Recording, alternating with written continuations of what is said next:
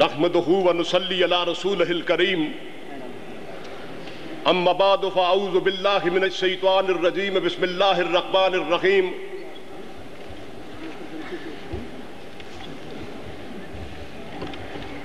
قابل صد احترام برادران اسلام، قیام پاکستان سے 3-4 سال بعد کی بات ہے، موچی دروازہ لاہور میں آل پارٹیز تحفظ ختم نبوت کانفرنس ہو رہی تھی۔ رات کے اجلاس میں شیخ الاسلام مولانا شبیر احمد عثمانی رحمت اللہ علیہ خطاب کے لیے آئے اور انہوں نے بیان کرتے ہوئے کہا،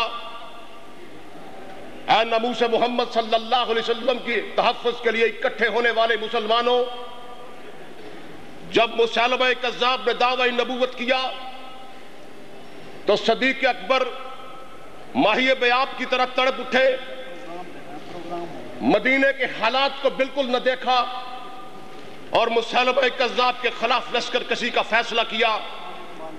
اور جب وہ لشکر تیار ہو رہا تھا، جب تلواروں کو تیز کیا جا رہا تھا، جب نیزوں کی انیوں کو آب دی جا رہی تھی، جب جہادی آیات پڑھی جا رہی تھی، جب رزمیہ شاعری کہی جا رہی تھی، اور اس وقت مجاہدین ختم نبوت صحابہ کرام گھوڑوں پہ سوار ہو کر یمامہ کے میدان کی طرف روانہ ہو رہے تھے، تو صدیق اکبر اس وقت ان کے ساتھ پیدل چل رہے تھے، دوڑ رہے تھے۔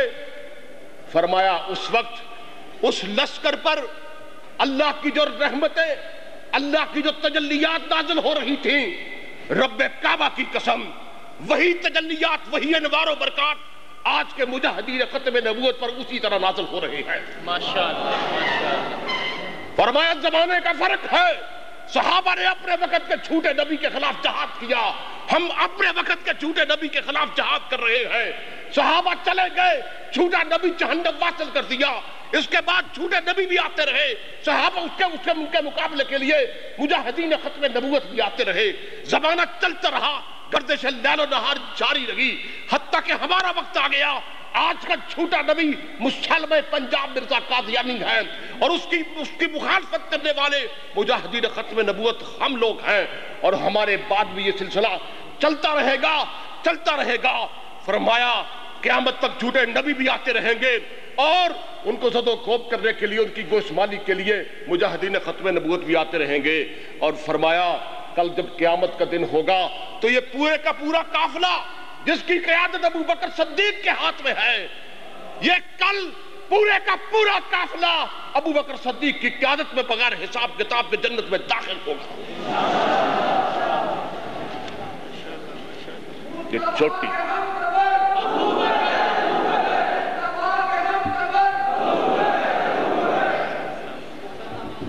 فرمایا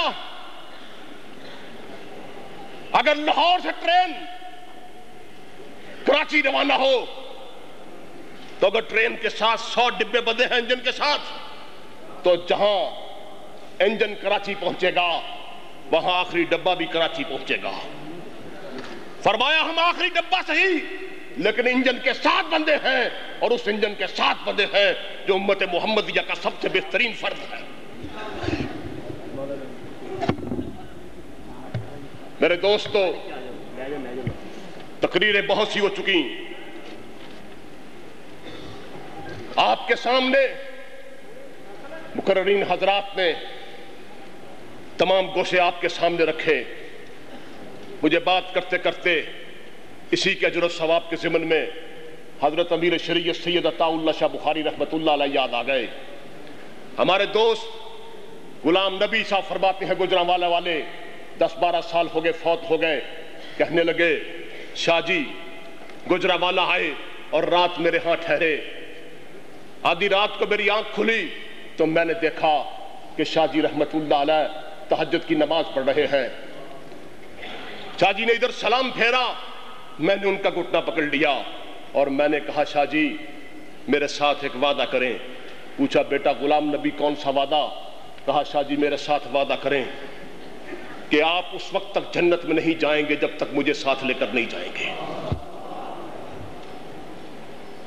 کہنے لگے، شاہ جی ہنس پڑے اور پھر عاجز انکساری سے کہنے لگے، بیٹا غلام نبی، اگر اللہ نے مجھے جنت عطا کی تو خدا کی قسم تو غلام نبی ایک کیا ہے عطا اللہ شاہ بخاری اس وقت تک جنت میں نہیں جائے گا جب تک اپنے ختم نبوت کے ایک ایک رضاکار کو ساتھ نہیں لے لے گا۔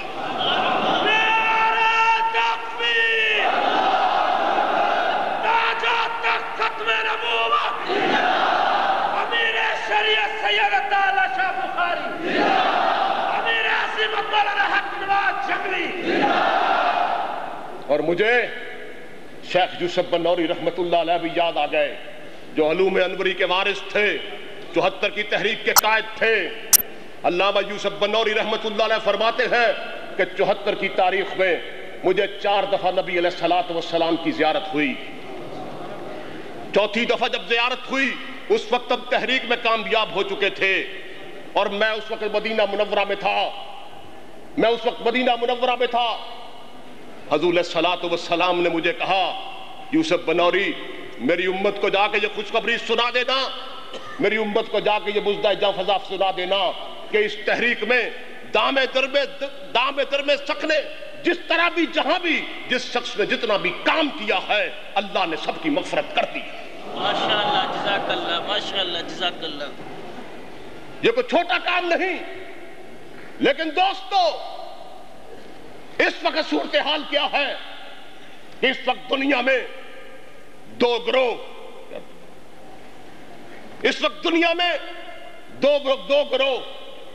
آپس میں نبرد ازما ہے۔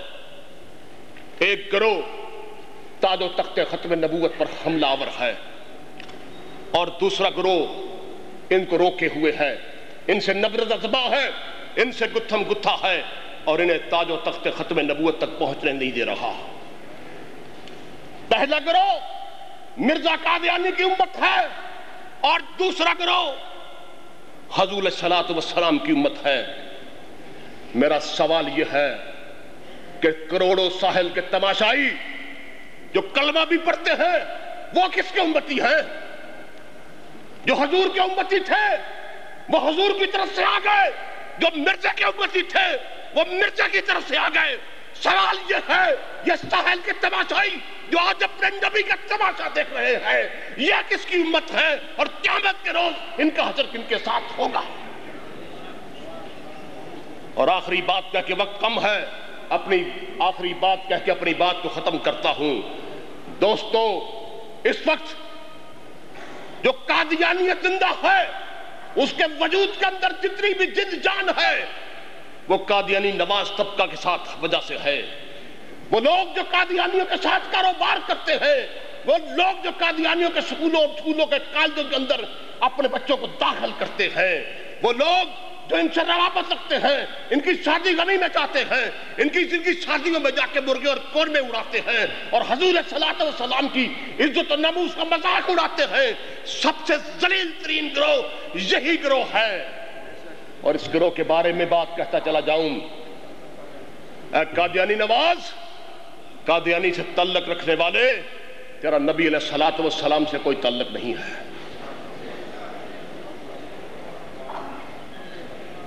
ایک مثال پیش کرتا ہوں، ایک عورت ہے، 5 وقت کی نماز پڑھتی ہے، تہجد گزار ہے، نیکی حسنات کے کاموں میں آگے آگے رہتی ہے، اشراق اور اوابین بھی پڑھتی ہے، تہجد کی نماز قضا نہیں کرتی، روزانہ 5 پارے پڑھتی ہے، 20 حج کیے ہیں، 25 عمرے کیے ہیں۔ یہ اس کا کردار ہے، یہ اس کے اعمال ہیں، لیکن دوسری طرف وہ کسی غیر کے ساتھ تعلق بھی رکھتی ہے، اور ایک دن اس کا خامند دوسری طرف وہ کسی غیر کے ساتھ تعلق بھی رکھتی ہے، ایک دن اس کا خامند اس کا آنکھ بٹکا دیکھ لیتا ہے، اس کی اشارہ بازی دیکھ لیتا ہے، وہ کڑھالی لے کر اس کے ٹکڑے ٹکڑے کر دیتا ہے۔ میں آپ سے سوال کرتا ہوں، بتاؤ اس کی نمازوں کی قیمت اس کے خامند کے ہاں کوئی پڑی؟ اس کے روزے کی قیمت اس کے خامند کے ہاں پڑی؟ اس کے حج اور اس کے زکات اور سب کچھ ان کی قیمت پڑی؟ اور غیروں سے تعلق رکھ کے، مرزا قادیانی اور قادیانیوں سے تعلق رکھ کے رسول اللہ کو رلانے اور تڑپانے والے تیرے بھی سارے اعمال تیرے منہ پر مار دیے جائیں گے اور تجھے ہمیشہ کے لیے برباد کر دیا جائے گا. وما علینا الا البلاغ المبین.